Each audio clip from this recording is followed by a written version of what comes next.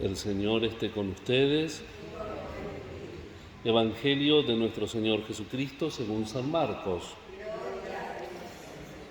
Jesús resucitado se apareció a los 11 y les dijo: vayan por todo el mundo y anuncien la buena noticia a toda creación. El que crea y se bautice se salvará, el que no crea se condenará. Y estos prodigios acompañarán a los que crean: arrojarán a los demonios en mi nombre y hablarán nuevas lenguas, podrán tomar a las serpientes con sus manos y si beben un veneno mortal no les hará ningún daño. Impondrán las manos sobre los enfermos y los sanarán. Palabra del Señor. Queridos hermanos, la conversión de San Pablo nos ofrece el modelo y nos indica el camino para ir hacia la unidad plena. En efecto, la unidad requiere una conversión de la división a la comunión, de la unidad herida a la unidad restablecida y plena. Esta conversión es don de Cristo resucitado, como sucedió en el caso de San Pablo que hemos escuchado como la primera lectura. El mismo apóstol nos dice que por gracia de Dios es lo que es, también contando su conversión, pero esta vez en la primera carta a los Corintios. El mismo Señor que llamó a Saulo en el camino de Damasco, se dirige a los miembros de su iglesia, que es una y santa, y llamando a cada uno por su nombre pregunta: ¿por qué me has dividido? ¿Por qué has desgarrado la unidad de mi cuerpo? La conversión implica dos dimensiones. En el primer paso se conocen y reconocen a la luz de Cristo las culpas. Y este reconocimiento se transforma en dolor y arrepentimiento, en deseo de volver a empezar. Hoy podríamos decir que estamos en un problema, porque no se reconocen las culpas. Los gobiernos no reconocen las culpas, las personas individuales no reconocen las culpas. Entonces, por supuesto, que el camino de conversión está seriamente dañado. Porque si uno no necesita al médico, ¿para qué vino Jesús? Para los enfermos. Pero yo estoy sano. Un problema. En el segundo paso se reconoce que este nuevo camino no puede venir de nosotros mismos. Consiste en dejarse conquistar por Cristo. Por eso, la verdadera conversión siempre termina con el encuentro con el resucitado. Y en el caso de Pablo es una conversión arquetípica porque termina en el piso, no porque iba en el caballo, como se pintó en alguna forma, poco lo que pasó con la manzana, ¿no? Apareció en un cuadro y después la manzana de Adán, y apareció en un cuadro el caballo de Pablo. Pablo iba caminando, pero la luz no solamente lo tiró al piso, sino que lo encegueció. Consiste entonces en dejarse conquistar por Cristo. Como dice Pablo, me esfuerzo por correr para conquistarlo, habiendo sido yo también conquistado por Cristo Jesús, en Filipenses. La conversión exige nuestro sí, mi correr. No es la última instancia una actividad mía, sino un don, es dejarse formar por Cristo, es muerte y resurrección. Por eso San Pablo no dice, me he convertido, sino he muerto, soy una criatura nueva, como Cristo. ¿Qué dice Jesús cuando lo clavan a la cruz? Perdónalos porque no saben lo que hacen. No dice yo te perdono, no se hace víctima. Es víctima, dice San Agustín, ¿no? Que Víctor, cuya víctima es vencedor porque es víctima, pero él no toma esas circunstancias, no se hace la víctima. Y no dice, yo soy superior a ustedes, yo te perdono. No, dice, Padre, perdónalos.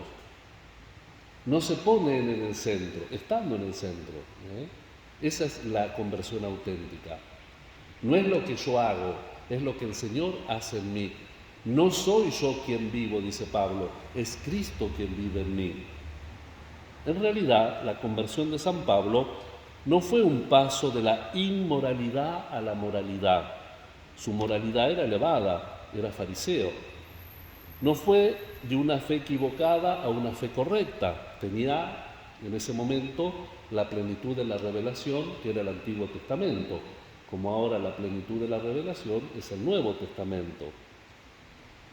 Su fe era verdadera, aunque incompleta, y si no, también tenemos que pensar desde el punto de vista de la dinámica que esa fe tal vez le podría haber estado un poco no aterrizada en los actos concretos. Pero bueno, eso lo dejamos en la conciencia de Dios.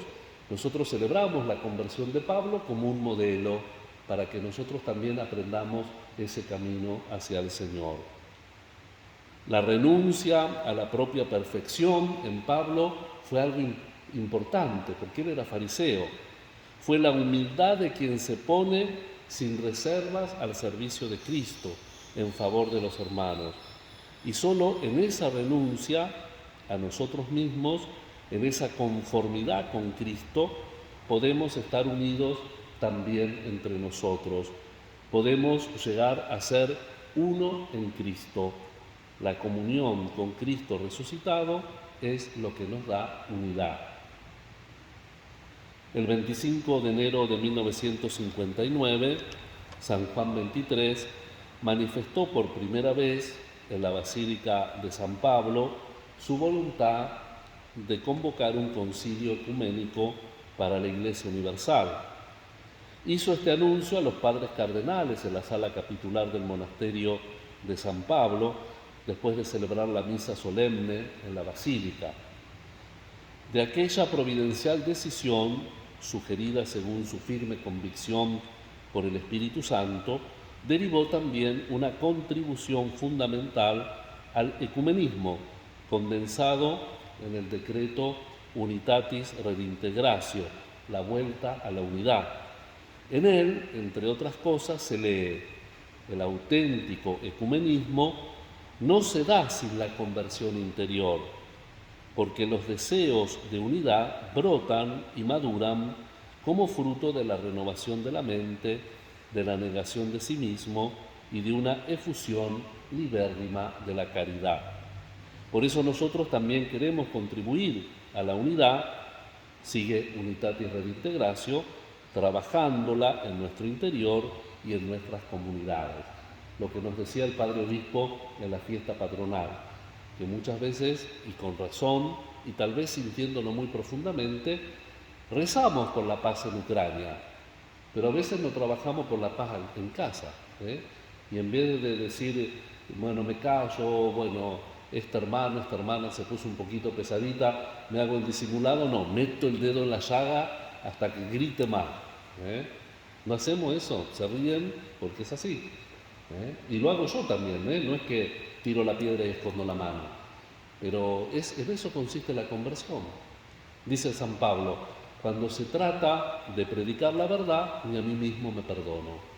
Y por eso nosotros tenemos que trabajar por la paz y nosotros tenemos que trabajar por la unidad.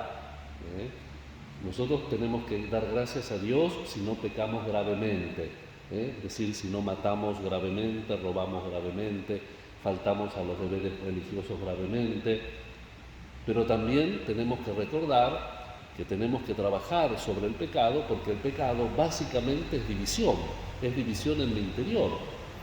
Y por eso, vieron que el sacerdote, si recita la oración en voz alta, dice: te conceda por el ministerio de la Iglesia el perdón y la paz.